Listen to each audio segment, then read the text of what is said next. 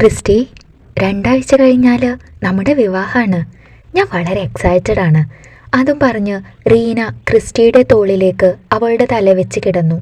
അവനൊന്ന് പുഞ്ചിരിച്ചു. രണ്ടുപേരുടെയും ഉള്ളിൽ സന്തോഷം നിറഞ്ഞു നിൽക്കുകയാണ്. നിനക്ക് ഓർമ്മയുണ്ടോ ക്രിസ്റ്റി, നീ എന്നെ ആദ്യമായി കാണാൻ വന്ന ദിവസം? അന്ന് പപ്പയുടെ നിർബന്ധം കൊണ്ട് മാത്രമാണ് നീ പെണ്ണ് കാണാൻ വന്നപ്പോൾ ഞാൻ നിൻ്റെ മുന്നിലേക്ക് വന്നത്. അന്ന് കല്യാണമേ വേണ്ട എന്ന് പറഞ്ഞു നിൽക്കുന്ന എൻ്റെ മുന്നിലേക്ക് നീ വന്നപ്പോൾ നിന്നെ എടുത്ത് എറിയാനാണ് ആദ്യം എനിക്ക് തോന്നിയത്. അതിനുശേഷം നിന്നോട് സംസാരിച്ചപ്പോഴാണ് നിൻ്റെ ക്യാരക്ടർ ഇത്രയ്ക്കും നൈസാണെന്ന് ഞാൻ മനസ്സിലാക്കിയത്. അന്നത്തെ കാര്യങ്ങൾ ആലോചിക്കുമ്പോൾ എനിക്കിന്ന് ചിരി വരുന്നു. അതും പറഞ്ഞ് അവൾ ഐസ്ക്രീം എടുത്ത് അവളുടെ ചുണ്ടോടടുപ്പിച്ച് കഴിച്ചു. രണ്ടുപേരുടെയും മനസ്സമ്മതം കഴിഞ്ഞ് ഒരുപാട് തവണ അവർ തമ്മിൽ കണ്ടുമുട്ടി. ഒപ്പം ഭക്ഷണം കഴിക്കാനും ഷോപ്പിങ്ങിനും അവർ ഒരുമിച്ച് പുറത്തേക്ക് പോയി. അങ്ങനെ പതിയെ പതിയെ അവർ പരസ്പരം മനസ്സിലാക്കാനും സ്നേഹിക്കുവാനും തുടങ്ങി. നിഴലാറ്റിങ്ങൽ ജോസഫിൻ്റെയും ആലീസിൻ്റെയും മകളാണ് റീന ജോസഫ്. ഇരുവരുടെയും വിവാഹമാണ് 2 ആഴ്ച കഴിഞ്ഞാൽ. അറേഞ്ച് മാരേജ് ആണ് അവരുടേത്. കല്യാണം ഉറപ്പിച്ചതിൽ പിന്നെ രണ്ടുപേരും പരസ്പരം നന്നായി അടുത്തു. രണ്ടുപേരുടെയും കുടുംബം സാമ്പത്തികമായി വളരെ മുന്നോക്കമാണ്. ബ്രോക്കർ രാമൻ വഴിയാണ് ക്രിസ്റ്റിയുടെ ആലോചന റീനയ്ക്ക് വരുന്നത്. അന്നവൾ വിവാഹത്തെ എതിർത്തുവെങ്കിലും പിന്നീട് അവൻ്റെ സ്വഭാവം അറിഞ്ഞപ്പോൾ അവൾക്ക് സമ്മതമായി തുടങ്ങി. ഇപ്പോൾ 2 ആഴ്ച കഴിഞ്ഞു കിട്ടാനുള്ള കാത്തിരിപ്പിലാണ് അവൾ. ക്രിസ്റ്റി ബാങ്ക് മാനേജറാണ്. റീന ചെന്നൈയിലെ IT കമ്പനിയിൽ ജോലി ചെയ്യുന്നു. കല്യാണം പ്രമാണിച്ച് ലീവിന് നാട്ടിലെത്തിയതാണ് അവൾ. ഐസ്ക്രീം എല്ലാം കഴിച്ചു കഴിഞ്ഞ് ക്രിസ്റ്റി ബില്ലെല്ലാം കൊടുത്ത് കാറിൽ കയറാൻ നടന്നു. അവൻ്റെ വലത് കൈയിൽ അവളുടെ കൈ കോർത്തു പിടിച്ചിട്ടുണ്ട്. ശേഷം രണ്ടാളും കാറിൽ കയറാൻ നിന്നതും അവനെ നോക്കിക്കൊണ്ട് അവൾ പറഞ്ഞു, ക്രിസ്റ്റി, ഇതൊരു ഉള്ളേരിയല്ലേ, അധികം ആരും കാണില്ല, ഞാൻ ഡ്രൈവ് ചെയ്തോട്ടെ? അവൾ അവനോടായി പറഞ്ഞു. ഏയ്, അത് വേണ്ട, നീ സ്റ്റെയറിംഗ് ശരിക്കും കൺട്രോൾ ചെയ്യാൻ പഠിച്ചിട്ടില്ല. അതും പറഞ്ഞ് അവൻ ഡ്രൈവർ സീറ്റിൽ കയറിയിരുന്നു. വളരെ വാശിക്കാരിയായ റീന വിട്ടുകൊടുക്കാൻ തയ്യാറായില്ല. ക്രിസ്റ്റി, പ്ലീസ്, ഞാനൊന്നും ഓടിക്കട്ടെ, ഇവിടെ ആരും കാണില്ല, അവൾ അവനെ വിടാൻ ഭാവമില്ലാതെ പറഞ്ഞു. തുടരെയുള്ള നിർബന്ധ കാരണം അവൻ സമ്മതം മൂളി. ശേഷം അവൾ ഡ്രൈവിംഗ് സീറ്റിലിരുന്നു. നല്ലതുപോലെ അവൾ ഡ്രൈവിംഗ് പഠിച്ചിട്ടുണ്ടായിരുന്നില്ല. എന്നിരുന്നാലും അവളുടെ വാശിക്ക് മുന്നിൽ അവൾ വിജയിച്ചു. അവൾ വണ്ടി സ്റ്റാർട്ടാക്കി. പതിയെ ആക്സിലേറ്റർ കൂട്ടി. കാർ ചലിക്കാൻ തുടങ്ങി. റീന, പ്ലീസ്, ഞാൻ വണ്ടി ഓടിക്കാം, എനിക്കെന്തോ ഭയം പോലെ. അവളുടെ മുഖത്ത് നോക്കി അവൻ അത് പറഞ്ഞു. എൻ്റെ ക്രിസ്റ്റി, ഒന്ന് മിണ്ടാതിരിക്കുന്നുണ്ടോ? എൻ്റെ കോൺസെൻട്രേഷൻ ഒക്കെ പോകുന്നു, അടങ്ങിയിരിക്കേ എന്നും പറഞ്ഞുകൊണ്ട് അവൾ ആക്സിലേറ്റർ കൂട്ടാൻ തുടങ്ങി. അവൻ്റെ ഉള്ളിൽ ഭയം തിങ്ങി നിൽക്കുന്നുണ്ട്. പെട്ടെന്ന് കാറ് ചെന്ന് ഒരു പെൺകുട്ടിയുടെ ദേഹത്തേക്ക് ചെന്നിടിച്ചു. റീന, ബ്രേക്ക് ചവിട്ട് എന്നും പറഞ്ഞ് അവൻ അവളെ നോക്കിയപ്പോഴേക്കും അവൾ ആ പെൺകുട്ടിയെ ഇടിച്ചു തെറിപ്പിച്ചിരുന്നു. അവൻ വേഗത്തിൽ കാറിൽ നിന്നിറങ്ങി. കൂടെ റീനയും. അവളുടെ മുഖത്ത് വല്ലാത്ത ഭയം നിറഞ്ഞിരുന്നു. ആരുമില്ലാത്ത ഉൾഗ്രാമമായിരുന്നു അത്. അതുകൊണ്ട് തന്നെ ആരും അവർ ഇടിച്ചത് കണ്ടില്ല. ധാവണിയെടുത്ത ഒരു പെൺകുട്ടി ചോരയിൽ കുളിച്ച് അപ്പുറത്ത് കിടക്കുന്നുണ്ട്. അവളുടെ ദേഹത്തു കൂടെ ചോര വാർന്നൊലിക്കുന്നുണ്ട്. നീ എന്താ ചെയ്തത്? ഞാൻ നിന്നോട് പറഞ്ഞതല്ലേ എന്നും പറഞ്ഞുകൊണ്ട് ക്രിസ്റ്റി അപകടം പറ്റിയ കുട്ടിയുടെ അടുത്തേക്ക് നടന്നതും റീന അവനെ തടഞ്ഞു. ക്രിസ്റ്റി, വേണ്ട, നമുക്ക് പോവാം. ഈ സംഭവം ആരും കണ്ടിട്ടില്ല. കിടപ്പ് കണ്ടിട്ട് തീർന്നു എന്നാ തോന്നുന്നത്. എനിക്ക് പേടിയാവുന്നു ക്രിസ്റ്റി, നമുക്ക് വേഗം ഇവിടെ നിന്ന് പോവാം. അതും പറഞ്ഞ് റീന അവൻ്റെ കൈത്തണ്ടയിൽ പിടിച്ചു. പക്ഷേ അവൻ അവളുടെ കൈ വിടിവിച്ചുകൊണ്ട് മുന്നോട്ട് നീങ്ങി. അവൻ വേഗത്തിൽ ആ കുട്ടിയെ തിരിച്ചു കിടത്തി. അപ്പോഴേക്കും അവളുടെ ശരീരത്തിൽ നിന്ന് ചോര വാർന്നൊലിക്കാൻ തുടങ്ങിയിരുന്നു. അവൻ വേഗത്തിൽ ആ പെൺകുട്ടിയെ എടുത്തു പൊക്കാൻ തുടങ്ങി. വെള്ള നിറമുള്ള ധാവണി ചോര കൊണ്ട് ചുവപ്പിലേക്ക് നിറം മാറിയിരുന്നു. തലയിൽ ചൂടിയ മുല്ലപ്പൂക്കൾ ചിന്നി ശിഥിലമായിരുന്നു. അവൻ വേഗത്തിൽ അവളെ എടുത്തു പൊക്കി. ശേഷം കാറിൽ കയറ്റി ആശുപത്രിയിലേക്ക് ഓടിച്ചു. പോവുന്ന വഴിയിലെല്ലാം അവൻ ബാക്കിലേക്ക് അവളുടെ അരികിലേക്ക് നോക്കുന്നുണ്ടായിരുന്നു. ആശുപത്രിയിലെത്തിയതും വേഗത്തിൽ അവൻ വിവരം നഴ്സിനെ ചെന്നറിയിച്ചു. അവർ വേഗത്തിൽ സ്ട്രക്ചറായി വന്നു. അവളെ വേഗത്തിൽ അതിൽ കിടത്തി. ക്രിസ്റ്റി, കുറച്ച് പണം നൽകി നമുക്കിവിടെ നിന്ന് പോവാം. അതും പറഞ്ഞ് റീന അവനെ നോക്കി. ക്രിസ്റ്റി അവളെ ഒന്ന് രൂക്ഷമായി നോക്കിക്കൊണ്ട് അവിടെ നിന്ന് പോയി. ശേഷം അവൻ അവിടെ ഉണ്ടായിരുന്ന കസാരയിൽ ചെന്നിരുന്നു. അവൻ്റെ അരികിലായി അവളും ചെന്നിരുന്നു. ക്രിസ്റ്റി, ഇനി നമ്മൾ എന്ത് ചെയ്യും? എനിക്കാകെ പേടിയാവുന്നു. അതും പറഞ്ഞ് അവൾ അവനെ ഒന്ന് നോക്കി. അവനാകെ വിറയ്ക്കുന്നത് പോലെ അവൾക്ക് തോന്നി. അവൻ്റെ കണ്ണിൽ നിന്ന് കണ്ണുനീർ തുള്ളികൾ അടർന്ന് അവളുടെ കൈത്തടത്തിലേക്ക് വീണു. അവൾക്കെന്തോ വല്ലാത്ത ഭയം തോന്നി. അവനും അടിമുടി വിറയ്ക്കുന്നുണ്ടായിരുന്നു. എന്തു ചെയ്യും എന്നവനും ഒരെത്തും പിടിയുമില്ലായിരുന്നു. ഇപ്പോൾ കൊണ്ടുവന്ന കുട്ടിയുടെ കൂടെ ആരാ വന്നത്? പുറത്തേക്ക് വന്ന് നഴ്സ് ചോദിച്ചു. ഞാനാണെന്നും പറഞ്ഞ് അവൻ വേഗത്തിൽ അവരുടെ അടുത്തേക്ക് നടന്നു.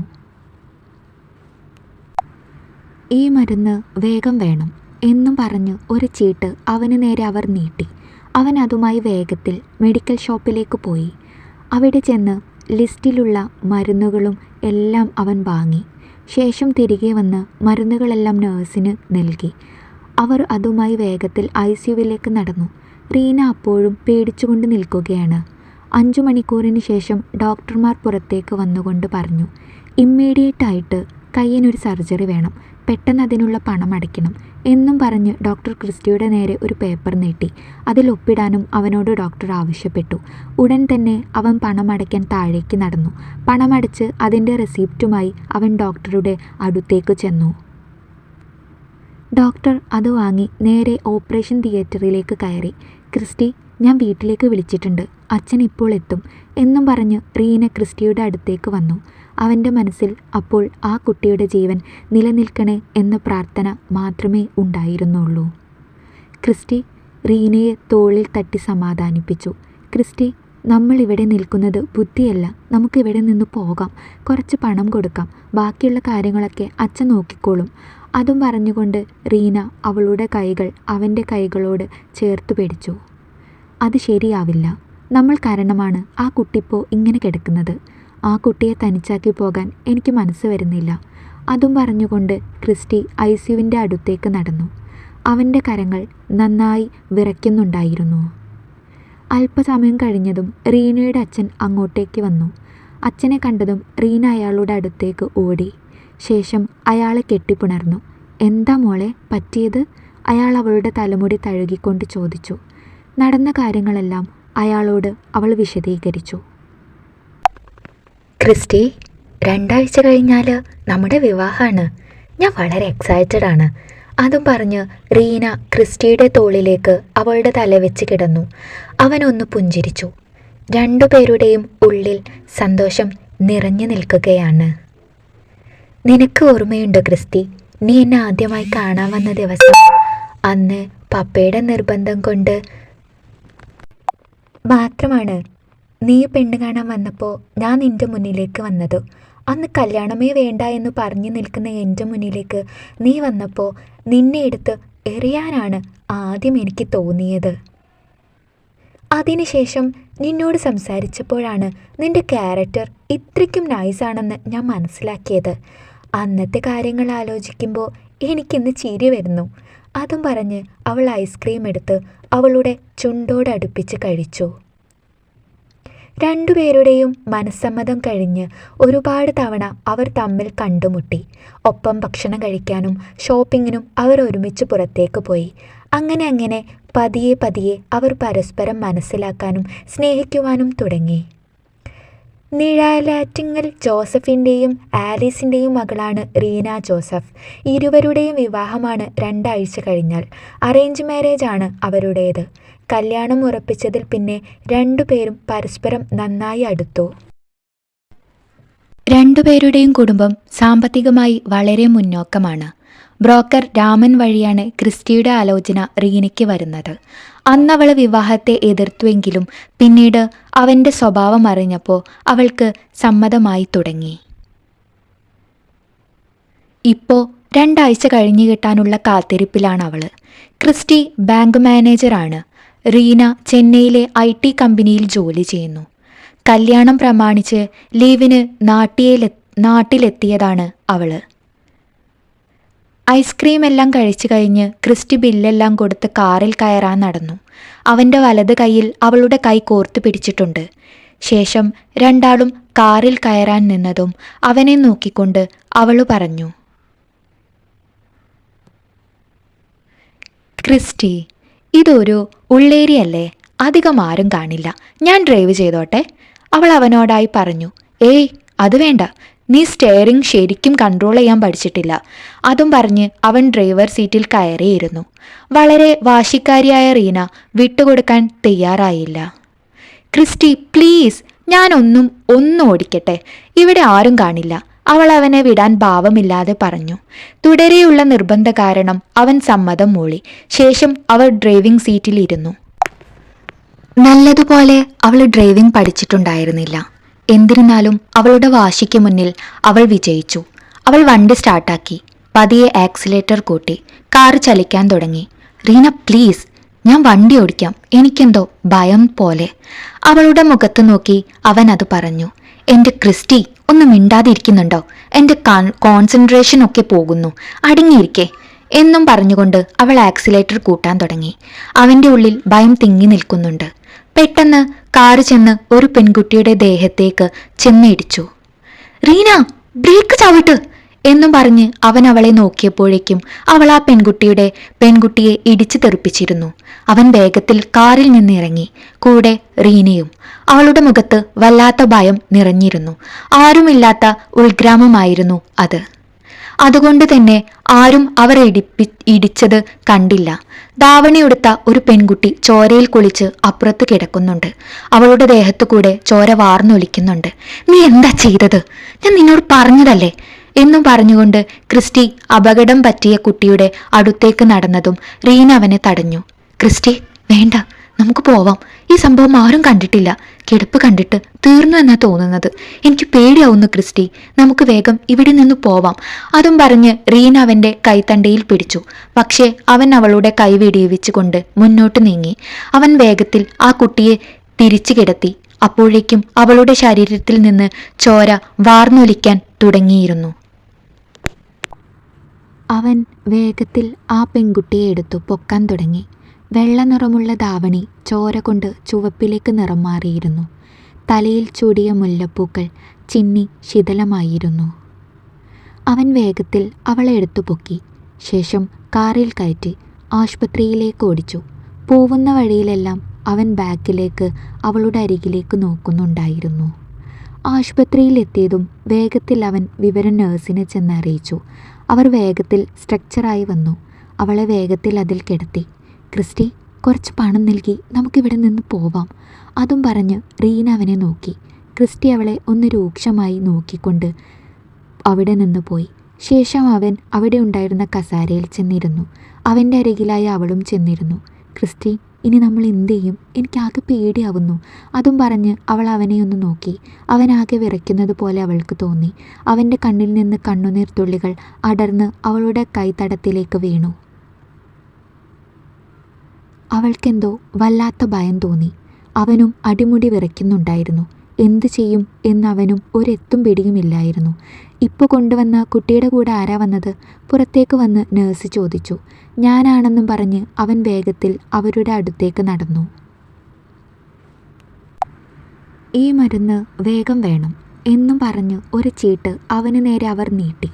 അവൻ അതുമായി വേഗത്തിൽ മെഡിക്കൽ ഷോപ്പിലേക്ക് പോയി. അവിടെ ചെന്ന് ലിസ്റ്റിലുള്ള മരുന്നുകളും എല്ലാം അവൻ വാങ്ങി. ശേഷം തിരികെ വന്ന് മരുന്നുകളെല്ലാം നഴ്സിന് നൽകി. അവർ അതുമായി വേഗത്തിൽ ICUവിലേക്ക് നടന്നു. റീന അപ്പോഴും പേടിച്ചുകൊണ്ട് നിൽക്കുകയാണ്. 5 മണിക്കൂറിന് ശേഷം ഡോക്ടർമാർ പുറത്തേക്ക് വന്നുകൊണ്ട് പറഞ്ഞു, ഇമ്മീഡിയറ്റായിട്ട് കയ്യിനൊരു സർജറി വേണം, പെട്ടെന്ന് അതിനുള്ള പണം അടയ്ക്കണം എന്നും പറഞ്ഞ് ഡോക്ടർ ക്രിസ്റ്റിയുടെ നേരെ ഒരു പേപ്പർ നീട്ടി. അതിൽ ഒപ്പിടാനും അവനോട് ഡോക്ടർ ആവശ്യപ്പെട്ടു. ഉടൻ തന്നെ അവൻ പണമടയ്ക്കാൻ താഴേക്ക് നടന്നു. പണമടച്ച് അതിൻ്റെ റെസിപ്റ്റുമായി അവൻ ഡോക്ടറുടെ അടുത്തേക്ക് ചെന്നു. ഡോക്ടർ അത് വാങ്ങി നേരെ ഓപ്പറേഷൻ തിയേറ്ററിലേക്ക് കയറി. ക്രിസ്റ്റി, ഞാൻ വീട്ടിലേക്ക് വിളിച്ചിട്ടുണ്ട്, അച്ഛൻ ഇപ്പോൾ എത്തും എന്നും പറഞ്ഞ് റീന ക്രിസ്റ്റിയുടെ അടുത്തേക്ക് വന്നു. അവൻ്റെ മനസ്സിൽ അപ്പോൾ ആ കുട്ടിയുടെ ജീവൻ നിലനിൽക്കണേ എന്ന പ്രാർത്ഥന മാത്രമേ ഉണ്ടായിരുന്നുള്ളൂ. ക്രിസ്റ്റി റീനയെ തോളിൽ തട്ടി സമാധാനിപ്പിച്ചു. ക്രിസ്റ്റി, നമ്മളിവിടെ നിൽക്കുന്നത് ബുദ്ധിയല്ല. നമുക്കിവിടെ നിന്ന് പോകാം. കുറച്ച് പണം കൊടുക്കാം. ബാക്കിയുള്ള കാര്യങ്ങളൊക്കെ അച്ഛൻ നോക്കിക്കോളും. അതും പറഞ്ഞുകൊണ്ട് റീന അവളുടെ കൈകൾ അവൻ്റെ കൈകളോട് ചേർത്ത് പിടിച്ചു. അത് ശരിയാവില്ല. നമ്മൾ കാരണമാണ് ആ കുട്ടിപ്പോൾ ഇങ്ങനെ കിടക്കുന്നത്. ആ കുട്ടിയെ തനിച്ചാക്കി പോകാൻ എനിക്ക് മനസ്സ് വരുന്നില്ല. അതും പറഞ്ഞുകൊണ്ട് ക്രിസ്റ്റി ഐസിയുവിൻ്റെ അടുത്തേക്ക് നടന്നു. അവൻ്റെ കരങ്ങൾ നന്നായി വിറയ്ക്കുന്നുണ്ടായിരുന്നു. അല്പസമയം കഴിഞ്ഞതും റീനയുടെ അച്ഛൻ അങ്ങോട്ടേക്ക് വന്നു. അച്ഛനെ കണ്ടതും റീന അയാളുടെ അടുത്തേക്ക് ഓടി. ശേഷം അയാളെ കെട്ടിപ്പുണർന്നു. എന്താ മോളെ പറ്റിയത്? അയാൾ അവളുടെ തലമുടി തഴുകിക്കൊണ്ട് ചോദിച്ചു. നടന്ന കാര്യങ്ങളെല്ലാം അയാളോട് അവൾ വിശദീകരിച്ചു. ഇത്രയുള്ളൂ കാര്യങ്ങൾ? അതൊക്കെ ചെറിയ പ്രശ്നമല്ലേ? ഞാൻ അങ്ങ് ഇല്ലാതെയായി. ഞാൻ എൻ്റെ കുഞ്ഞിന് വല്ലതും പറ്റിയോ എന്നോർത്തു. അതും പറഞ്ഞുകൊണ്ട് അയാൾ റീനയുടെ നെറുകിൽ ഒരു ചുംബനം കൊടുത്തു. അതെല്ലാം കണ്ടുകൊണ്ട് അവിടെ തന്നെ ക്രിസ്റ്റി ഇരിക്കുന്നുണ്ട്. അവനെന്തോ അവരോട് ദേഷ്യം തോന്നി. മോനെ, ഞാൻ അങ്ങ് ഇല്ലാതായി. എൻ്റെ കുഞ്ഞിന് വല്ലതും പറ്റിയോ എന്നോർത്ത് ഞാൻ ഒരുപാട് വിഷമിച്ചു. അതും പറഞ്ഞുകൊണ്ട് ക്രിസ്റ്റിയുടെ അടുത്തേക്ക് അയാൾ നടന്നു. അവനെന്തോ അയാളോട് വല്ലാത്ത അമർഷം തോന്നി. അച്ഛാ, ഇവിടെ ആക്സിഡൻ്റായി കിടക്കുന്ന കുട്ടിയും ഒരച്ഛൻ്റെയും അമ്മയുടെയും മകളാണ്. അവളെയും സ്നേഹത്തോടെ കാത്തിരിക്കാൻ അവളുടെയും വീട്ടിൽ ആളുകൾ കാണും. അതും പറഞ്ഞുകൊണ്ട് അവൻ അയാളെ ദയനീയമായി ഒന്ന് നോക്കി. അതൊക്കെ എനിക്കും അറിയാമെടാ മോനെ. അവർക്ക് കുറച്ച് പണം കൊടുത്ത് സോൾവ് ചെയ്യാം എന്നും പറഞ്ഞുകൊണ്ട് അയാൾ റീനയുടെ അടുത്തേക്ക് ചെന്നു. ക്രിസ്റ്റി അയാളെ പുച്ഛത്തോടൊന്ന് നോക്കി. പണം കൊടുത്ത് തീർക്കാൻ പറ്റാത്ത ഒരുപാട് കാര്യങ്ങളുണ്ട് ചുറ്റിനും എന്നോർക്കാതെയാണ് അയാളുടെ പെരുമാറ്റം എന്നവൻ മനസ്സിലോർത്തു. അവൻ്റെ ഹൃദയത്തിൽ നിന്ന് ചോര പൊടിയുന്നത് പോലെ അവന് തോന്നി. കുറച്ചു കഴിഞ്ഞതും നഴ്സ് പുറത്തേക്ക് വന്നു, കൂടെ ഡോക്ടറും. ഓപ്പറേഷൻ കഴിഞ്ഞു, പക്ഷേ ബോധം വന്നിട്ടില്ല. വന്നാൽ അറിയിക്കും. കുട്ടിയുടെ വീട്ടുകാരെ വിവരം അറിയിച്ചോ? ക്രിസ്റ്റിയുടെ അടുത്തേക്ക് വന്നുകൊണ്ട് ഡോക്ടർ ചോദിച്ചു. ഇല്ല, അറിയിക്കാം എന്നവൻ പറഞ്ഞു. ഡോക്ടർ പോയതും അവനാകെ ആശയക്കുഴപ്പത്തിലായി. എങ്ങനെ കുട്ടിയുടെ വീട്ടിൽ അറിയിക്കും എന്നോർത്തായിരുന്നു അവൻ്റെ ആശങ്ക മുഴുവൻ. അവൻ റീനയുടെ അടുത്തേക്ക് വന്നുകൊണ്ട് അക്കാര്യം പറഞ്ഞു. അവിടെ നിന്ന് ആ കുട്ടിയുടെ ബാഗ് കിട്ടിയിട്ടുണ്ട്. അത് ഞാൻ കാറിൽ വെച്ചിട്ടുണ്ട്. അത് നോക്കിയാൽ ചിലപ്പോൾ അഡ്രസ്സ് കിട്ടും എന്നവൾ അവനോട് പറഞ്ഞു. അത് കേട്ടതും അവൻ വേഗത്തിൽ താഴേക്ക് ചെന്നു. ശേഷം കാറിൽ നിന്ന് അവൾ പറഞ്ഞ ബാഗ് എടുത്തു. അവിടെ ഇരുന്നു കൊണ്ട് അവൻ ആ ബാഗ് തപ്പി. അതിൽ കുറച്ച് പുസ്തകങ്ങളുണ്ടായിരുന്നു. ഒരു ചോറ്റുപാത്രവും വെള്ളക്കുപ്പിയും പേനയും ഐഡൻറ്റിറ്റി കാർഡും ഉണ്ടായിരുന്നു. അവൻ വേഗത്തിൽ ഐഡൻറ്റിറ്റി കാർഡ് എടുത്തു. അതിൽ അലീന എന്ന് അവളുടെ ഫോട്ടോയുടെ താഴെ എഴുതിയിട്ടുണ്ട്. അവൻ വേഗത്തിൽ കാർഡ് മുഴുവനായി നോക്കി. അവളുടെ അഡ്രസ്സും അതിൽ എഴുതിയിട്ടുണ്ട്, കൂടെ ഫോൺ നമ്പറും. അവൻ വേഗത്തിൽ ആ നമ്പറിൽ വിളിച്ചു. ആദ്യ തവണ ഫോൺ ആരും എടുത്തില്ല. രണ്ടാമത്തെ തവണ അല്പനേരം റിങ് ചെയ്തതിന് ശേഷം എടുത്തു. ഹലോ. അല്പം വയസ്സായ സ്ത്രീയുടെ ശബ്ദം അവൻ കേട്ടു. ഹലോ, ഇത് അലീനയുടെ വീടല്ലേ? അവൻ ചോദിച്ചു. ചുമച്ചുകൊണ്ട് അതെ എന്ന് ഉത്തരം കിട്ടി. അവൻ നടന്ന കാര്യങ്ങളെല്ലാം അവരോട് വിശദമായി പറഞ്ഞതും അവരുടെ കരച്ചിലാണ് കേട്ടത്. പേടിക്കാനൊന്നുമില്ല, നിങ്ങളൊന്ന് മിത്ര ഹോസ്പിറ്റലിൽ വരെ വന്നാൽ മതി എന്നും പറഞ്ഞവൻ ഫോൺ വെച്ചു. ശേഷം അവൻ മുകളിലേക്ക് തന്നെ ചെന്നു. അവിടെ എത്തിയപ്പോഴേക്കും ഹോസ്പിറ്റൽ അധികൃതർ അറിയിച്ചു വന്ന പോലീസെല്ലാം അവിടെ നിൽപ്പുണ്ട്. അതിൽ SIയുമായി റീനയുടെ അച്ഛൻ നല്ല പരിചയഭാവത്തിലാണ് പെരുമാറുന്നത്. അത് കണ്ടപ്പോൾ പോലീസുകാർ അയാളുമായി പരിചയമുള്ള ആളാണെന്ന് അവന് മനസ്സിലായി. രാഷ്ട്രീയത്തിൽ നല്ല പിടിപാടുള്ള അയാൾക്ക് ഈ കേസ് പുഷ്പം പോലെ ഇല്ലാതാക്കാനാവുമെന്ന് ക്രിസ്റ്റിക്കറിയാം. അതുമാത്രമല്ല, ആ കുട്ടി മരിച്ചുപോയാൽ പോലും അവരുടെ പണത്തിനു മുന്നേ അതൊക്കെ നിലയ്ക്കും എന്നവന് അറിയാമായിരുന്നു. അല്പസമയം കഴിഞ്ഞതും ഒരു വൃദ്ധയായ സ്ത്രീ അവിടേക്ക് കരഞ്ഞുകൊണ്ട് വന്നു. മോളെ മോളെ എന്നവർ ഉറക്കെ വിളിക്കുന്നുണ്ട്. അത് കേട്ടതും ക്രിസ്റ്റി അവരുടെ അടുത്തേക്ക് ചെന്നുകൊണ്ട് ചോദിച്ചു. അലീനയുടെ അമ്മയാണോ? അവൻ കുറഞ്ഞ ശബ്ദത്തിൽ ചോദിച്ചു. അതെ എന്നവർ തലയാട്ടിക്കൊണ്ട് പറഞ്ഞു. എൻ്റെ കുഞ്ഞിനെന്താ? അവർ കരഞ്ഞുകൊണ്ട് ചോദിച്ചു. പേടിക്കാനൊന്നുമില്ല, അവൾക്കൊരു ചെറിയ ഓപ്പറേഷൻ കഴിഞ്ഞു. പക്ഷേ പേടിക്കാൻ തക്കതായി ഒന്നുമില്ല. അവൾക്ക് ബോധം വന്നിട്ടില്ല. ഇവിടെ ഇരുന്നോളൂ, ഒരു ചെയർ ചൂണ്ടിക്കാട്ടി അവൻ പറഞ്ഞു. അവരെ കണ്ടതും റീന ഒരു പുച്ഛഭാവത്തോടെ അവരെ നോക്കിക്കൊണ്ട് അവൾ ക്രിസ്റ്റിയുടെ കയ്യിൽ മുറുകെ പിടിച്ചു. അവിടെയും ഇവിടെയുമായി കീറിപ്പറിഞ്ഞ സാരിയാണ് അവരുടെ വേഷം. നെറ്റിയിൽ നിന്ന് വിയർപ്പ് കണങ്ങൾ ഒഴുകി വീഴുന്നുണ്ട്. കഴുത്തിൽ ഒരു കുരിശുമാലയുണ്ട്. അവരുടെ കൈകൾ വിറകൊള്ളുന്നത് അവൻ കണ്ടു. അവരുടെ മകളെക്കുറിച്ചോർത്ത് അവരുടെ ചുണ്ടുകൾ ഇടറുന്നുണ്ട്. അവൻ ഇരുന്നിടത്ത് നിന്ന് എഴുന്നേറ്റു. എന്തെങ്കിലും കഴിച്ചിരുന്നോ? അവരുടെ സമീപത്തായി വന്നു ഇരുന്ന് ക്രിസ്റ്റി ചോദിച്ചു. അത് കേട്ടതും എനിക്കെൻ്റെ കുഞ്ഞിനെ ഒന്ന് കാണണം എന്നായിരുന്നു ഉത്തരം. അവന് പറയാൻ ഉത്തരം കിട്ടാതെയായി. അല്പം കഴിഞ്ഞതും ഡോക്ടർ പുറത്തേക്ക് വന്നു. കുട്ടിക്ക് കുഴപ്പമൊന്നുമില്ല, ബോധം വന്നിട്ടുണ്ട്. തക്ക സമയത്ത് എത്തിച്ചതുകൊണ്ട് ജീവൻ ആപത്തില്ല. പക്ഷേ 2 കാലിൻ്റെയും സ്വാധീനം നഷ്ടപ്പെട്ടിട്ടുണ്ട്. ചിലപ്പോൾ കാലങ്ങൾ കഴിഞ്ഞാൽ അത് ശരിയായി വരും.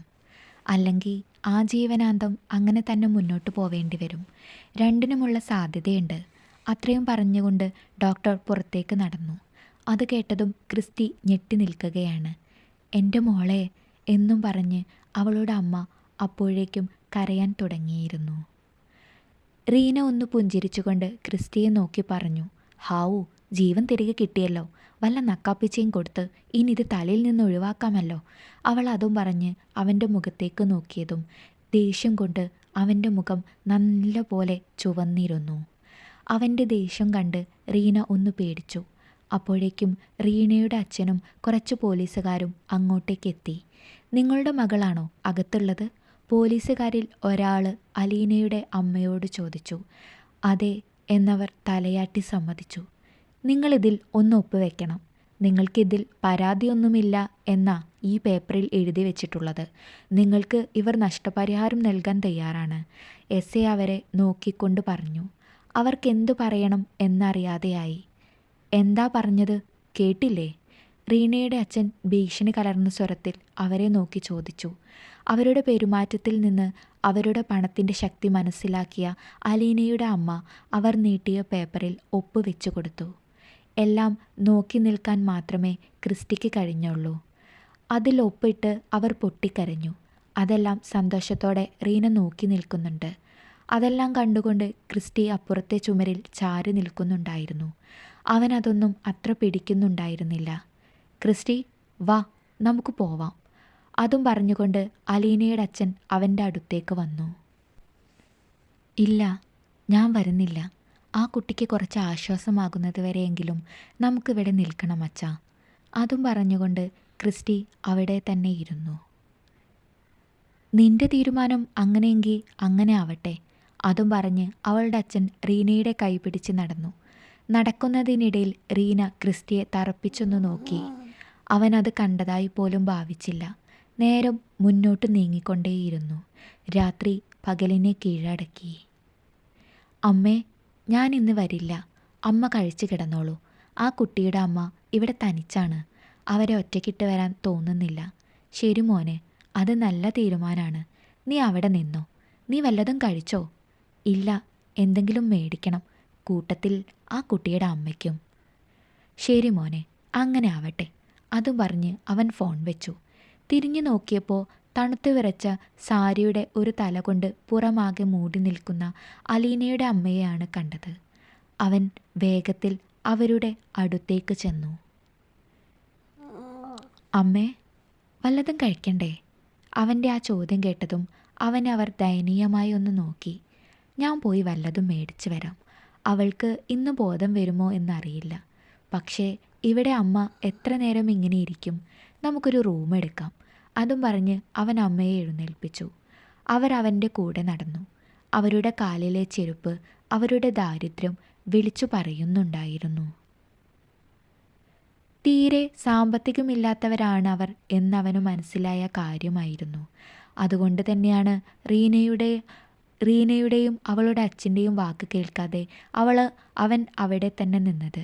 റിസപ്ഷനിൽ പോയി അവൻ ഒരു റൂം എടുത്തു. ശേഷം അവരെയും കൊണ്ട് അവൻ റൂമിലേക്ക് നടന്നു. അവിടെ എത്തിയതും അവൻ അവരോട് അവിടെ നിൽക്കാൻ ആവശ്യപ്പെട്ടതിനു ശേഷം അവൻ താഴേക്ക് പോയി ഭക്ഷണം വാങ്ങി.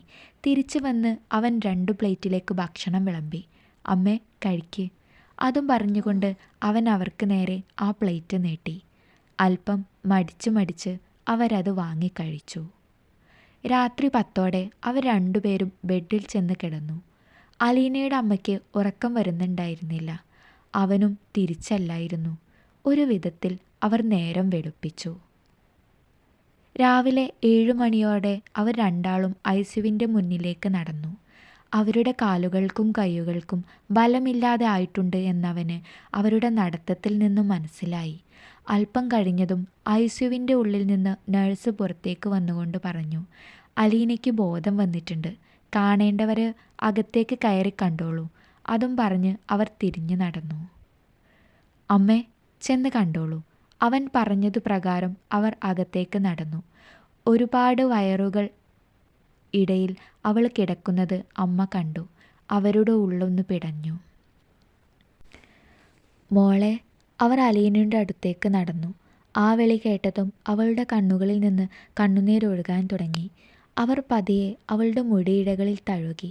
മുഖത്ത് ഒരുപാട് മുറിവുകളുണ്ടായിരുന്നു. അവർ ശബ്ദമുണ്ടാക്കാതെ അവരുടെ സാരി തലപ്പ് ചുണ്ടോട് ചേർത്ത് വാ പൊത്തിക്കൊണ്ട് കരഞ്ഞു. ശേഷം ഐസിയുവിൽ നിന്ന് ഇറങ്ങി. അവളെ കണ്ടോ അമ്മേ? അവൻ ചോദിച്ചു. അതെ എന്നവർ തലയാട്ടി. പിന്നീട് അവൻ അകത്തേക്ക് കയറി. അവളുടെ മിഴികൾ അപ്പോഴും തുറന്നു കിടക്കുകയായിരുന്നു. അവൻ അവളുടെ അടുത്തേക്ക് ചെന്നുകൊണ്ട് പറഞ്ഞു, ഒന്നുകൊണ്ടും പേടിക്കണ്ട, ഞാനുണ്ട്, അമ്മയ്ക്കും തനിക്കും കൂട്ടായി ഇവിടെ. അതും പറഞ്ഞ് അവൻ അവളെ നോക്കി പുഞ്ചിരിച്ചുകൊണ്ട് പുറത്തേക്ക് ഇറങ്ങി. വരൂ അമ്മേ, നമുക്ക് റൂമിലേക്ക് പോവാം. അതും പറഞ്ഞ് അവൻ അവരെ ചേർത്ത് പിടിച്ച് റൂമിലേക്ക് കൊണ്ടുപോയി. ദിവസങ്ങൾ മുന്നോട്ട് നീങ്ങി. അവൻ വീട്ടിലേക്കൊന്നും പോവാതെ അവർക്ക് കൂട്ടായി അവിടെ തന്നെ നിന്നു. ഇടയ്ക്കൊക്കെ റീന അവനെ വിളിക്കും. അവൻ എന്തെങ്കിലും പറഞ്ഞ് അവളെ ഒഴിവാക്കും. അങ്ങനെ അലീനയെ റൂമിലേക്ക് മാറ്റാനായി. അവളുടെ കാലിൻ്റെ സ്വാധീനം നഷ്ടമായതോർത്ത് അവളുടെ അമ്മ ആരും കാണാതെ കരയും. അവൾ പതിയെ കണ്ണു തുറന്ന് അമ്മയെ നോക്കിക്കൊണ്ട് ചോദിച്ചു, തോമസേട്ടൻ വന്നോ? ഇല്ലെന്നവർ പറഞ്ഞു. അവനെ ഞാൻ വിളിച്ചു പറഞ്ഞിട്ടുണ്ട്. അവൻ കസ്റ്റമറിനെ കൊണ്ട് യാത്രയിലാണ്. അവളുടെ അമ്മ അവളെ നോക്കിക്കൊണ്ട് പറഞ്ഞു. അത് കേട്ട ക്രിസ്റ്റി അതാരാണെന്ന മുഖഭാവത്തോടെ അലീനയുടെ അമ്മയെ നോക്കി. ക്രിസ്റ്റി മോനെ, തോമസ് ഇവളെ കെട്ടാൻ പോകുന്ന പയ്യനാണ്. മനസ്സമ്മതം കഴിഞ്ഞിരിക്കുക. അവൻ ടാക്സി ഡ്രൈവറാണ്. അതും പറഞ്ഞ് അവരൊരു നിഷ്കളങ്കമായ ചിരി ചിരിച്ചു. അവൻ തിരിച്ചും. ഒരാഴ്ച കഴിഞ്ഞപ്പോൾ അലീനയ്ക്ക് കുറേ ആശ്വാസം കിട്ടിത്തുടങ്ങി. അന്ന് അവരുടെ റൂമിലേക്ക് ഒരാൾ കടന്നു വന്നു. അവനെ കണ്ടതും അലീനയുടെ കണ്ണുകൾ തിളങ്ങി. തോമസേട്ടാ, അവൾ പതിയെ വിളിച്ചു. ഇത്രയും വലിയ ഹോസ്പിറ്റലിൽ നല്ല ചിലവ് വരില്ലേ? അവൻ ആകെ ഒന്ന് നോക്കിക്കൊണ്ട് ചോദിച്ചു. ആരെ കണ്ടിട്ടാ ഇവിടെ കിടക്കുന്നത്? എന്നെ കണ്ടിട്ടാണെങ്കിൽ അത് വേണ്ട. അതും പറഞ്ഞ് അവൻ തിരിഞ്ഞത് ക്രിസ്റ്റിയുടെ മുഖത്തേക്കായിരുന്നു. അവൻ ക്യാൻറ്റീനിൽ നിന്ന് അവർക്കുള്ള ഭക്ഷണം വാങ്ങി വരികയായിരുന്നു. ഇതാരാ? അവൻ അമ്മയെ നോക്കി ചോദിച്ചു. ഈ കുട്ടിയാ തക്ക സമയത്ത് അവളെ ഇവിടെ എത്തിച്ചത്. ഓ, തക്ക സമയം. വല്ല ഗവൺമെൻറ് ആശുപത്രിയിലേക്ക് കൊണ്ടുപോയാൽ മതിയായിരുന്നു. അവൻ പിറുപിറുത്തു. ചിലവൊക്കെ ഈ ഏട്ടൻ തന്നെയാ എടുത്തത്. അത് പറഞ്ഞത് അലീനയായിരുന്നു. അത് കേട്ടതും അവളെ അവൻ രൂക്ഷമായി ഒന്ന് നോക്കി. അപ്പോഴേക്കും അങ്ങോട്ടേക്ക് ഡോക്ടർ എത്തിയിരുന്നു. അലീന, ഇപ്പോൾ എങ്ങനെയുണ്ട്? വേദന കുറവുണ്ട്. ഇനി ഫിസിയോതെറാപ്പി സ്റ്റാർട്ട് ചെയ്യാം. ഫിസിയോതെറാപ്പിയോ? അതെന്തിനാ? തോമസ് ഡോക്ടറെ നോക്കി ചോദിച്ചു. ഈ കുട്ടിയുടെ അരയ്ക്ക് താഴേക്ക് തളർന്നിരിക്കുകയാണ്. അത് ശരിയാവണമെങ്കിൽ ഫിസിയോതെറാപ്പി ചെയ്യണം. അതും പറഞ്ഞ് ഡോക്ടർ പുറത്തേക്ക് നടന്നു. ഓഹോ, അപ്പോൾ നിനക്കിനി അരയ്ക്ക് താഴേക്ക് ചലനമില്ല അല്ലേ? അങ്ങനെയുള്ള നിന്നെ എനിക്ക് എന്തിനാടി? അതും പറഞ്ഞ് അവൻ അവളെ ഒന്ന് രൂക്ഷമായി നോക്കി പുറത്തേക്ക് പോയി. അല്പദൂരം പോയതും അവൻ വീണ്ടും അങ്ങോട്ടേക്ക് തന്നെ തിരിച്ചു വന്നു. ശേഷം അവൾ മനസ്സമ്മതത്തിന് ഇട്ടുകൊടുത്ത മോതിരം അവളുടെ നേരെ വലിച്ചെറിഞ്ഞ് അവൻ അവിടെ നിന്ന് വീണ്ടും പോയി. അവളുടെ കണ്ണുകളിൽ നിന്ന് കണ്ണുനീർ പൊഴിയുന്നുണ്ടെങ്കിലും അവളുടെ ഉള്ളം വേദനിച്ചില്ല. അതവൾക്ക് ശീലമായിരുന്നു. അവൻ്റെ ഇങ്ങനെയുള്ള പ്രവൃത്തികൾ മനസ്സമ്മതം കഴിഞ്ഞതു മുതൽ ഉള്ളതാണ്. സാരമില്ല മോളെ, എല്ലാം ദൈവത്തിൻ്റെ പരീക്ഷണങ്ങളാണ്. അല്ലെങ്കിലും എൻ്റെ മോൾക്ക് അവൻ ചേരില്ല. നമ്മുടെ ബുദ്ധിമുട്ടുകൾ കൊണ്ട് അവനെ നമ്മൾ ഇത്രയും കാലം സഹായിച്ചു. ഇതിപ്പോൾ അവനായിട്ട് ഒഴിഞ്ഞു പോയതല്ലേ. വിഷമിക്കേണ്ട. ഈ അമ്മയ്ക്ക് ജീവനുള്ളിടത്തോളം കാലം അമ്മ നിന്നെ കൂലിപ്പണി എടുത്താണെങ്കിലും നോക്കും. അതും പറഞ്ഞ് അവർ അലീനയെ കെട്ടിപ്പിടിച്ച് കരഞ്ഞു. ഇതെല്ലാം ഒരു ശില്പം പോലെ നോക്കി നിൽക്കാൻ മാത്രമേ ക്രിസ്റ്റിക്ക് ആയതുള്ളൂ. ദിവസങ്ങൾ വീണ്ടും മുന്നോട്ട് കുതിച്ചു. അവളുടെ കാലുകൾക്ക് ഫിസിയോതെറാപ്പി ചെയ്യാൻ തുടങ്ങി. അവൾക്ക് പ്രത്യേകിച്ച് ഒരു മാറ്റവും കണ്ടില്ല. ഒരു ദിവസം ദേഷ്യത്താൽ റീന ക്രിസ്റ്റിയെ കാണാൻ ഹോസ്പിറ്റലിലേക്ക് വന്നു. അവൾ അവനെ കണ്ടതും ദേഷ്യം കൊണ്ട് അവളുടെ കവിള് ചുവന്നു. ക്രിസ്റ്റി, നമ്മുടെ വിവാഹമാണ് 2 ദിവസം കൂടി കഴിഞ്ഞ. നിനക്കതിൻ്റെ വല്ല ബോധവുമുണ്ടോ? അവൾ അവനെ നോക്കിക്കൊണ്ട് ചോദിച്ചു. ആ ബോധം നിനക്കുണ്ട്. പക്ഷേ നീ തളർത്തിക്കളഞ്ഞ 2 ചിറകുകളെക്കുറിച്ച് നീ ചിന്തിച്ചോ? ആ കിടക്കുന്ന കുട്ടിയുടെ ഭാവി നീ ഇല്ലാതാക്കിയതിനെക്കുറിച്ച് ചിന്തിച്ചിട്ടുണ്ടോ? അത്രയും പറഞ്ഞുകൊണ്ട് അവൻ അവളുടെ കൈകൾ പിടിച്ച് വലിച്ച് അവളുടെ കാലുകൾ അവൾക്ക് മുന്നിൽ കാണിച്ചു കൊടുത്തു. ദാ നോക്ക്, നിന്നെപ്പോലെ നടന്നിരുന്ന കുട്ടിയാണ് ഇവളും. പക്ഷെ ഇപ്പോൾ ഈ അവസ്ഥ കണ്ടോ നീ? ഇതിന് എന്തുത്തരം തരാൻ കഴിയും നിനക്ക്? അതും പറഞ്ഞ് ക്രിസ്റ്റി അവളുടെ തോളിൽ പിടിച്ചു. ഓ പിന്നെ, ഈ കിടക്കുന്നവൾക്ക് ഞാനീ പണം കൊടുത്തതാണ്. അങ്ങനെ എൻ്റെ തലയിൽ നിന്ന് ഒഴിവാക്കിയതാണ് ഞാൻ ഈ കേസ്. ക്രിസ്റ്റിയാണ് ഇത് ഇപ്പോഴും തലയിൽ ചുമന്ന് നടക്കുന്നത്. അതും പറഞ്ഞുകൊണ്ട് അവൾ അവനെ കൂർപ്പിച്ച് ഒരു നോട്ടം നോക്കി. പണം, അതാണ് നിന്നെ ഇത്രയും വഷളാക്കിയത്. നീ അറിയാത്ത കാലത്ത് നിന്റെ അച്ഛൻ പണമില്ലാതെ തെണ്ടി നടന്നിട്ടുണ്ട്. നിനക്കതൊന്നും അറിയേണ്ടല്ലോ. കാരണം ഇന്ന് നിങ്ങൾക്ക് ആവശ്യത്തിൽ കൂടുതൽ പണമുണ്ടല്ലോ. അതും പറഞ്ഞ് അവൻ അവിടെ നിന്ന് പോവാൻ തുനിഞ്ഞു. ക്രിസ്റ്റി, നിനക്ക് ഈ കുറച്ച് ദിവസങ്ങൾ കൊണ്ട് അവളുടെ ചൂടൊക്കെ കിട്ടിയോ? അവൾ അത് ചോദിച്ചതും അവളുടെ കരണത്ത് അവൻ്റെ 5 വിരലുകൾ പതിഞ്ഞിരുന്നു. അത് കണ്ട റീനയും അലീനയും അമ്മയും ഞെട്ടി. ഇനി ഈ ക്രിസ്റ്റിക്ക് നിന്നെ വേണ്ട. നിനക്കറിയോ, എൻ്റെ അമ്മയ്ക്ക് ഞാനും അടക്കം 2 മക്കളുണ്ടായിരുന്നു. എൻ്റെ താഴെ എനിക്കൊരു അനിയനും കൂടെ ഉണ്ടായിരുന്നു. ഒരു ദിവസം അവൻ സ്കൂൾ വിട്ട് വരുന്ന വഴിക്ക് വെച്ച് ഒരു ആക്സിഡൻ്റ് ഉണ്ടായി. അന്നവൻ ചോര വാർന്നാണ് മരിച്ചത്. അന്ന് അവനെ ആരെങ്കിലും ഹോസ്പിറ്റലിൽ എത്തിച്ചിരുന്നുവെങ്കിൽ ഇന്നും അവൻ ഞങ്ങൾക്കൊപ്പം ഉണ്ടായേനെ. അവനെ ഞാൻ ഈ കുട്ടിയിൽ കണ്ടതുകൊണ്ടാണ് ഇവരെ എനിക്ക് ഒറ്റയ്ക്ക് ഇവിടെ ആക്കി പോരാൻ മനസ്സ് വരാഞ്ഞത്. അതും പറഞ്ഞ് വീണ്ടും അവൻ റീനയുടെ അടുത്തേക്ക് നിന്നു. എന്നിട്ട് പറഞ്ഞു, ഇനി ഈ ക്രിസ്റ്റിക്ക് നിന്നെ ആവശ്യമില്ല, എൻ്റെ വധുവായി. ക്രിസ്റ്റി, ഞാൻ അറിയാതെ പറഞ്ഞു പോയതാണ്. എന്നോട് ക്ഷമിക്കണം. നീ മാപ്പർഹിക്കുന്ന പറച്ചിലല്ല പറഞ്ഞത്. ഇനി നിന്നെ എൻ്റെ വധുവായി കാണാൻ എനിക്ക് ബുദ്ധിമുട്ടുണ്ട്. അവനത് പറഞ്ഞപ്പോൾ റീനയുടെ അച്ഛൻ അതെല്ലാം കേട്ട് അങ്ങോട്ടേക്ക് കയറി വന്നു. ഓ, ഇവളെ കിട്ടിയപ്പോൾ നിനക്ക് എൻ്റെ മകളെ വേണ്ട അല്ലേടാ? നിന്നെ ഞാൻ വെറുതെ വിടില്ല.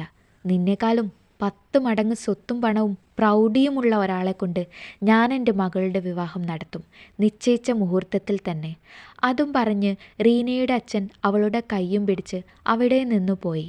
അതെല്ലാം കണ്ടു നിൽക്കുന്ന അലീനയുടെ അമ്മ ക്രിസ്റ്റിയുടെ അടുത്തേക്ക് വന്നുകൊണ്ട് പറഞ്ഞു, മോനെ, ജീവിതമാണ്. ഒരിക്കൽ കൈവിട്ടു പോയാൽ പിന്നെ തിരിച്ചു കിട്ടാൻ പ്രയാസാണ്. മോന് ചെന്ന് ആ കുട്ടിയോട് മാപ്പ് പറയണം. എന്നിട്ട് നിശ്ചയിച്ച പോലെ നിങ്ങളുടെ വിവാഹം നടക്കണം. ഇല്ലമ്മേ, ഇവളെപ്പോലെ ഉള്ളവളുടെ കൂടെ എനിക്ക് ജീവിക്കാൻ കഴിയില്ല. മനസാക്ഷിയില്ലാത്ത ഇവള് എന്നെ കുറച്ചു കഴിഞ്ഞാൽ ഉപേക്ഷിച്ചു പോകില്ല എന്ന് ആര് കണ്ടു? അതും പറഞ്ഞുകൊണ്ട് അവൻ പുറത്തേക്കിറങ്ങി. ദിവസങ്ങൾ വീണ്ടും മുന്നോട്ടു പോയി. അവളുടെ ഫിസിയോതെറാപ്പി മുടങ്ങാതെ നടക്കുന്നുണ്ട്. കാലിൻ്റെ സ്വാധീനമില്ലാത്ത അവസ്ഥ അലീനയെ ഒരുപാട് സങ്കടപ്പെടുത്തിയെങ്കിലും അവൾ അതൊന്നും ക്രിസ്റ്റിയുടെ മുന്നിൽ കാണിച്ചില്ല. കാരണം അവൻ അത് സങ്കടമാവുമോ എന്നവൾക്ക് പേടിയായിരുന്നു. ആരും സഹായിക്കാനില്ലാത്തപ്പോൾ അവരെ സഹായിച്ചതും കൂടെ നിന്നതും അവൻ മാത്രമായിരുന്നു. അതുകൊണ്ട് തന്നെ ആ നന്ദി അവൾക്ക് അവനോട് വാനോളമുണ്ട്. അവനോട് അവൾക്കെന്തോ വല്ലാത്തൊരിഷ്ടവും മനസ്സിൽ മുട്ടിട്ടിരുന്നു. 2 ദിവസം കഴിഞ്ഞാൽ വീട്ടിലേക്ക് പോവാം എന്ന് ഡോക്ടർ പറഞ്ഞു. പിറ്റേ ദിവസം അലീനയുടെ അമ്മയ്ക്ക് പെട്ടെന്ന് വയ്യാതെയായി. അലീന വല്ലാതെ പേടിച്ചു. ആ സമയം ക്രിസ്റ്റി വേഗം അവരെ ഡോക്ടറെ കാണിച്ചു. പെട്ടെന്ന് അറ്റാക്ക് വന്നതാണ്. അധിക സമയം പിന്നീട് അവർ ജീവിച്ചിരുന്നില്ല. അവരെ വെന്റിലേറ്ററിലേക്ക് മാറ്റാൻ നേരവും ക്രിസ്റ്റിയുടെ കൈ പിടിച്ചുകൊണ്ട് അവർ ഒന്നു മാത്രമായിരുന്നു പറഞ്ഞത്, എൻ്റെ മോള്. അങ്ങനെ അലീനയുടെ അമ്മ ഈ ലോകത്തെ നിന്ന് വിട പറഞ്ഞു. അവരുടെ സംസ്കാരം പൊതുശ്മശാനത്തിലായിരുന്നു. അവർക്ക് സ്വന്തമായി ഒരു ചെറിയ ഷീറ്റിട്ട വീടല്ലാതെ വേറെ ഒന്നുമില്ലായിരുന്നു. അലീന ആകെ തളർന്നു പോകുന്നത് അവൻ അറിഞ്ഞു. അന്ന് വിവരമറിഞ്ഞ് ക്രിസ്റ്റിയുടെ അമ്മ ഹോസ്പിറ്റലിലേക്ക് എത്തിയിരുന്നു. മോളെ, ഇനി ഒന്നും ആലോചിച്ച് വിഷമിക്കേണ്ട. നിനക്കൊരമ്മയായി ഞാനുണ്ടാവും. അതും പറഞ്ഞ് അവർ അവളെ ചേർത്ത് നിർത്തി. അവരുടെ സാമീപ്യം അവൾക്ക് നല്ല ആശ്വാസം പകർന്നു. അവളെയും കൂട്ടി ക്രിസ്റ്റി അവൻ്റെ വീട്ടിലേക്ക് പോയി. കൂടെ അവൻ്റെ അമ്മയും ഉണ്ടായിരുന്നു. 2 നില വീട് തലയിടുപ്പോടെ നിൽക്കുന്നത് കണ്ട് അവൾ ആശ്ചര്യപ്പെട്ടു. അവൾ ആദ്യമായാണ് അത്ര വലിയ വീട് അടുത്തുനിന്ന് കാണുന്നത്. ആരുമില്ലായിരുന്നു അവൾക്കും അമ്മയ്ക്കും. അതുകൊണ്ട് തന്നെ ദാരിദ്ര്യം അവരുടെ കൂടപ്പിറപ്പായിരുന്നു. അവളുടെ അച്ഛൻ ചെറുപ്പത്തിൽ മരിച്ചുപോയിരുന്നു. അതോടെയാണ് അവർക്കൊരു ഗതിയും പരഗതിയും ഇല്ലാതെയായത്. അവളുടെ അമ്മ അനാഥയായിരുന്നു. അച്ഛൻ്റെ മരണശേഷം അച്ഛൻ്റെ വീട്ടുകാർ അവരെ ഇറക്കി വിട്ടു. നാട്ടുകാരുടെ സ്ഥലത്താണ് ഒരു ഷെഡ് കെട്ടി അവർ താമസിച്ചിരുന്നത്. കാറിൽ നിന്ന് ക്രിസ്റ്റിയും അവൻ്റെ അമ്മയും ഇറങ്ങി. ഡിക്കിയിൽ നിന്ന് അവൾക്കുള്ള വീൽചെയർ എടുത്ത് അവൻ മുറ്റത്തേക്ക് വെച്ചു. ശേഷം ബാക്കിലെ ഡോർ തുറന്ന് അവളെ അവൻ എടുത്തുപൊക്കി വീൽചെയറിൽ ഇരുത്തി വീട്ടിലേക്ക് തള്ളിക്കൊണ്ടുപോയി. അങ്ങനെയൊരു വീടും ആൾക്കാരും അവൾക്ക് അതൊരു പുതിയ അനുഭവമായിരുന്നു. അവൾക്കുള്ള മുറി ക്രിസ്റ്റിയുടെ അമ്മ കാണിച്ചു കൊടുത്തു. ഉള്ളിൽ സങ്കടം ഉണ്ടെങ്കിലും അവിടുത്തെ അന്തരീക്ഷവുമായി അവൾ പെട്ടെന്ന് ഇണങ്ങി. അവളെ അവൻ എന്നും ഫിസിയോതെറാപ്പി ചെയ്യാൻ വേണ്ടി കൊണ്ടുപോകും. അവൾക്ക് കാര്യമായ മാറ്റങ്ങളൊന്നും അതിൽ നിന്ന് ഇതുവരെ ഉണ്ടായില്ല. പിറ്റേ ദിവസം രാവിലെ അവൾ കുളിയെല്ലാം കഴിഞ്ഞ് അടുക്കളയിലേക്ക് സ്വയം വീൽചെയർ ഉരുട്ടിപ്പോയി. അവിടെ അപ്പോഴേക്കും ദോശയും ചിക്കൻ കറിയും ഉണ്ടാക്കുന്ന തിരക്കിലായിരുന്നു ക്രിസ്റ്റിയുടെ അമ്മ. കൂട്ടത്തിൽ ക്രിസ്റ്റിയുമുണ്ട് സഹായിക്കാൻ. ആഹാ, ഇയാൾ എഴുന്നേറ്റോ? ദാ ഈ ചായ കുടിക്ക്. അതും പറഞ്ഞ് അവൻ അവൾക്ക് നേരെ ചായ നീട്ടി. അവൾ അത് വാങ്ങി കുടിച്ചു. എങ്ങനെയുണ്ടെടോ എൻ്റെ ചായ? അതും പറഞ്ഞുകൊണ്ട് അവളെ അവൻ നോക്കി. 2 മുറുക്ക് കുടിച്ചതിന് ശേഷം അവൾ അവനെ നോക്കിക്കൊണ്ട് പറഞ്ഞു, നന്നായിട്ടുണ്ട്. കൈപുണ്യത്തിൽ ഇവനെ കഴിഞ്ഞുള്ളൂ ആരും. അതും പറഞ്ഞ് അമ്മ അവനെ വാത്സല്യത്തോടെ ഒന്ന് നോക്കി തലോടി. ഈ അമ്മക്കിളി എന്തൊക്കെയാ ഈ പറയുന്നത്? എനിക്ക് അമ്മയുടെ അത്ര കൈപുണ്യം ഇല്ലെങ്കിലും ഞാൻ കുറച്ചൊക്കെ പിടിച്ചു നിൽക്കും. അത്രയും പറഞ്ഞ് അവൻ അവരുടെ കവിളിൽ ഒരു പിച്ച് കൊടുത്തു. അവരുടെ ആ സന്തോഷ നിമിഷങ്ങൾ ഈറനണിഞ്ഞ കണ്ണുകൾ കൊണ്ട് അലീന നോക്കി നിന്നു. അയ്യേ, എന്തിനാ എൻ്റെ മോള് കരയണത്? അതും പറഞ്ഞ് അവർ അവളുടെ അരികിലേക്ക് വന്നു. ഒന്നുമില്ല അമ്മേ, ഞാൻ സന്തോഷം കൊണ്ട്. അതും പറഞ്ഞ് അവൾ കണ്ണുനീരൊപ്പി. ദേ നോക്ക്, ഇനി മുതൽ ആരുമില്ല എന്ന തോന്നൽ കുട്ടിക്ക് വേണ്ട കേട്ടോ. ഞാനും ഇവനൊക്കെ ഉണ്ട്. അതും പറഞ്ഞ് അവർ അവളുടെ തലമുടിയിൽ തലോടി. അവൾക്കെന്തോ അവരുടെ വാക്കുകൾ വല്ലാത്ത ഒരു ഊർജം പകരുന്നത് പോലെ തോന്നി. അമ്മേ, 2 ഇങ്ങനെ സഹതാപിച്ച് നിന്നാൽ എങ്ങനെയാ? എനിക്ക് ബാങ്കിൽ പോവണം. ഭക്ഷണം എടുത്തു വെക്കമ്മേ, ഞാൻ അപ്പോഴേക്കും റെഡിയായി വരാം. അതും പറഞ്ഞ് അവൻ റൂമിലേക്ക് നടന്നു. അവൻ പോകുന്നത് അലീന നോക്കി നിന്നു. പെട്ടെന്ന് അവൾക്ക് പരിസരബോധം തിരിച്ചു കിട്ടി. അമ്മേ, എൻ്റെ എന്തെങ്കിലും സഹായം വേണോ? അവൾ അമ്മയോടായി ചോദിച്ചു. വേണ്ട, മോൾ അവിടെ ഇരുന്നാൽ മതി. ഇതൊക്കെ അമ്മയ്ക്ക് ചെയ്യാൻ മാത്രമേ ഉള്ളൂ. അതും പറഞ്ഞ് അവർ അവളുടെ ജോലിയിൽ മുഴുകി. അവൾ അവിടെ തന്നെ നിന്നു. അവൾക്ക് വേറെ ജോലികളൊന്നുമില്ലാത്തതുകൊണ്ട് ജനലരികിൽ കുറുകുന്ന പ്രാവിനെ നിരീക്ഷിച്ചു കൊണ്ടിരിക്കുകയാണ് അവൾ. അവളുടെ ഹൃദയത്തിൽ എന്തോ വല്ലാത്ത ഒരു അനുരാഗം പൂവിട്ടിട്ടുണ്ട് എന്നവൾ മനസ്സിലാക്കി. ഈശ്വര, വേണ്ടാത്ത ചിന്തകളെ നീ മാറ്റണമേ, അവൾ കുരിശ് വരച്ചു പ്രാർത്ഥിച്ചു. അല്പസമയത്തിന് ശേഷം ക്രിസ്റ്റി താഴേക്ക് വന്നു. അവൻ പതിയെ അവളുടെ അടുത്തേക്ക് വന്നുകൊണ്ട് ചോദിച്ചു, തനിക്ക് എന്തെങ്കിലും ആവശ്യമുണ്ടോ? ഉണ്ടെങ്കിൽ ഞാൻ വരുമ്പോൾ കൊണ്ടുവരാം. ഏയ്, എനിക്കൊന്നും വേണ്ട. അതും പറഞ്ഞ് അവൾ അവന് ഒരു പുഞ്ചിരി പകർന്നു. അമ്മ മേശപ്പുറത്ത് ഭക്ഷണം നിരത്തി വെച്ചു. അവരെല്ലാവരും ഒരുമിച്ചിരുന്ന് പ്രാതൽ കഴിച്ചു. 1 മാസത്തെ ലീവിന് ശേഷമാണ് അവൻ ഇന്ന് ബാങ്കിൽ പോകുന്നത്. ഭക്ഷണമെല്ലാം കഴിച്ചുകൊണ്ടിരുന്നപ്പോൾ അവൻ അലീനയോട് ചോദിച്ചു, എടോ, താൻ ഏതുവരെ പഠിച്ചു? ഞാൻ MA ഇംഗ്ലീഷ് കഴിഞ്ഞു. പക്ഷേ റിസൾട്ട് വന്നിട്ടില്ല. എനിക്ക് ഫോണൊന്നും ഇല്ലാത്തതുകൊണ്ട് റിസൾട്ട് വന്നോ എന്നറിയുകയുമില്ല. ആണോ? എങ്കിൽ നമുക്ക് ഇപ്പോൾ തന്നെ നോക്കിക്കളയാം. അതും പറഞ്ഞ് അവൻ ഫോണെടുത്ത് റിസൾട്ട് വന്നിട്ടുണ്ടോ എന്ന് നോക്കി. ഇല്ലടോ, ഇതുവരെ തൻ്റെ റിസൾട്ടൊന്നും വന്നിട്ടില്ല. അപ്പോൾ ഇന്നത്തെ കാലത്ത് ഫോണില്ലാതെ പഠിക്കുക എന്ന് പറയുന്നത് പോസിബിൾ അല്ലല്ലോ. എന്നിട്ട് താനെങ്ങനെ? അവൻ ചോദിച്ചു നിർത്തി. ഞാൻ ക്ലാസ്സിൽ എടുക്കുന്നത് മാത്രമേ പഠിക്കുള്ളൂ. അവൾ അവനെ നോക്കി പുഞ്ചിരിച്ചുകൊണ്ട് പറഞ്ഞു. ഭക്ഷണമെല്ലാം കഴിച്ചു കഴിഞ്ഞ് ക്രിസ്റ്റി എഴുന്നേറ്റു. അമ്മ, ഞാൻ ഇറങ്ങാം. അതും പറഞ്ഞ് അവൻ അവളെ ഒന്ന് നോക്കി പുഞ്ചിരിച്ച് പുറത്തേക്ക് നടന്നു. അവളുടെ ഹൃദയത്തിൽ എന്തോ വല്ലാത്തൊരു സന്തോഷം നിറഞ്ഞു നിന്നിരുന്നു. അവനോട് അവൾ പോലും അറിയാതെ പ്രണയം മുട്ടിട്ട് തുടങ്ങിയിരുന്നു. അവളെ കൊണ്ട് കഴിയുന്നത് പോലെ അവൾ അമ്മയെ സഹായിച്ചു. അവളെ വീൽചെയറിലിരുത്തി അമ്മ അവരുടെ പച്ചക്കറിത്തോട്ടവും വീടിൻ്റെ പരിസരങ്ങളും എല്ലാം ചുറ്റിക്കാണിച്ചു. ബാങ്കിലെത്തി ജോലികളിൽ ഏർപ്പെട്ടിരിക്കുകയാണ് ക്രിസ്റ്റി. 1 മാസത്തെ വർക്കെല്ലാം അസിസ്റ്റൻ്റ് മാനേജർ ചെയ്തിട്ടുണ്ടെങ്കിലും അതിലെല്ലാം അവൻ കണ്ണോടിക്കുകയാണ്. അപ്പോൾ അവൻ്റെ മനസ്സിലേക്ക് അലീനയുടെ മുഖം തെളിഞ്ഞു വന്നു. അവളുടെ ആ നിഷ്കളങ്കമായ ചിരി അവൻ ഓർത്തു. അവളെ കാണാൻ തോന്നുന്നത് പോലെ അവന് തോന്നി. ഛേ, എന്താ എനിക്ക് അങ്ങനെ ഒരു തോന്നൽ? അറിയില്ല. അവളെ ഞാൻ സ്നേഹിക്കുന്നുണ്ടോ? ചിലപ്പോൾ ഉണ്ടാവാം. അല്ലെങ്കിലും അവൾക്ക് ഒരു ജീവിതം കൊടുത്താൽ ദൈവം അത് ഇഷ്ടപ്പെടുകയല്ലേ ഉള്ളൂ. വരട്ടെ, നോക്കാം. അമ്മയോട് പറയണം അവൾക്ക് ഒരു ജീവിതം താൻ കൊടുത്തോളാമെന്ന്. പക്ഷേ അതിന് സമയമായിട്ടില്ല. അവൻ മനസ്സിലോർത്തു. അവൻ്റെ ചുണ്ടിൽ നാണച്ചിരി വിരിഞ്ഞു. പെട്ടെന്ന് ഒരു ക്ലയൻറ്റ് അവനെ കാണാൻ ഡോറ് മുട്ടി.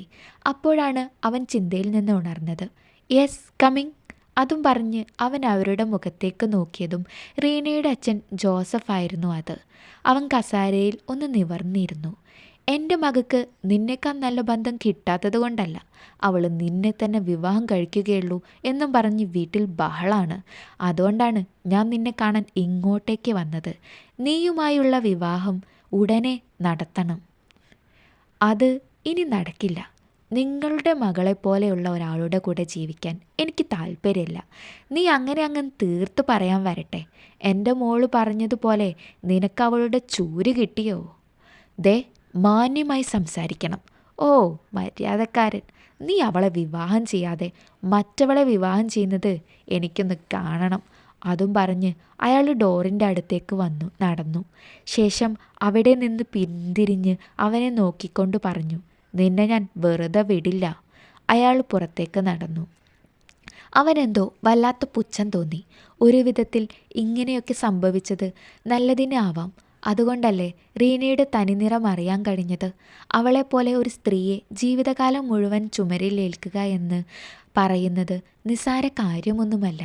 അവൻ ഓരോന്നാലോചിച്ചിരുന്നു. അപ്പോഴാണ് അവൻ്റെ മനസ്സിലേക്ക് അലീനയുടെ മുഖം ഓർമ്മ വന്നത്.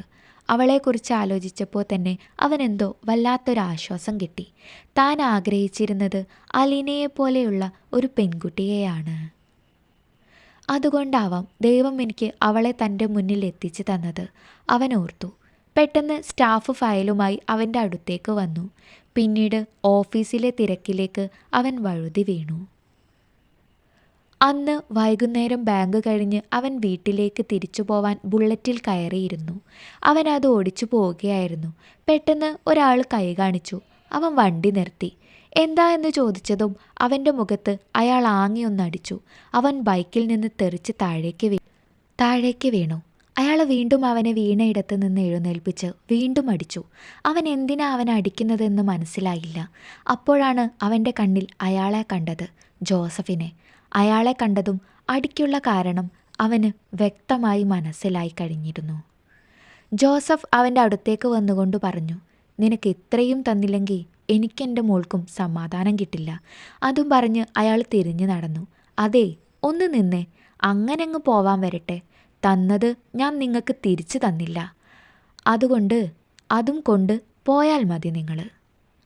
അത് പറയലും അവൻ കരളി പഠിച്ച ഗുരുവിനെ മനസ്സിൽ നമിച്ച് കൊണ്ട് തന്നതെല്ലാം അതേപോലെ 2 മിനിറ്റ് കൊണ്ട് അവൻ തിരിച്ചു കൊടുത്തു. അയാൾക്ക് പിന്നെ ഒന്നും ചെയ്യാൻ കഴിയാതെ നിലത്ത് കിടന്നു. എന്നിട്ട് ജോസഫിൻ്റെ അടുത്തേക്ക് ചെന്നുകൊണ്ട് പറഞ്ഞു, നിങ്ങൾക്ക് എൻ്റെ അപ്പൻ്റെ പ്രായമുണ്ട്, ഇല്ലെങ്കിൽ നിങ്ങളും കൂടെ വാങ്ങിയേനെ. മേലാൽ ഇനി ഇക്കാര്യം പറഞ്ഞ് നിങ്ങളോ നിങ്ങളുടെ മകളോ എൻ്റെ ജീവിതത്തിൽ ഒരു കരടായി വന്ന അന്നറിയും ഈ ക്രിസ്റ്റിയുടെ തനി സ്വരൂപം. നിങ്ങളുടെ മകളോടും പോയി പറഞ്ഞേക്ക് ഇക്കാര്യങ്ങളെല്ലാം. മേലാൽ, കേട്ടല്ലോ? അതും പറഞ്ഞ് അവൻ നിലത്ത് വീണ ബുള്ളറ്റ് എടുത്തു പൊക്കി. അതിൽ കയറി അല്പദൂരം പോയപ്പോഴേക്കും അവൻ്റെ ഫോണിലേക്ക് അമ്മ വിളിച്ചിരുന്നു. അവൻ ബുള്ളറ്റ് പതിയെ നിർത്തി ഫോൺ എടുത്തു. ഹലോ മോനെ, നീ എവിടെയാ? വീട്ടിലെത്താനായോ? ആയി, ദേ ഒരു 15 മിനിറ്റ്. എന്താ അമ്മ, എന്തെങ്കിലും വേണോ? ഒന്നും വേണ്ട, നീ ഒന്ന് വേഗം വാ, ഒരു കാര്യമുണ്ട്. അവർ അതും പറഞ്ഞ് ഫോൺ വെച്ചു.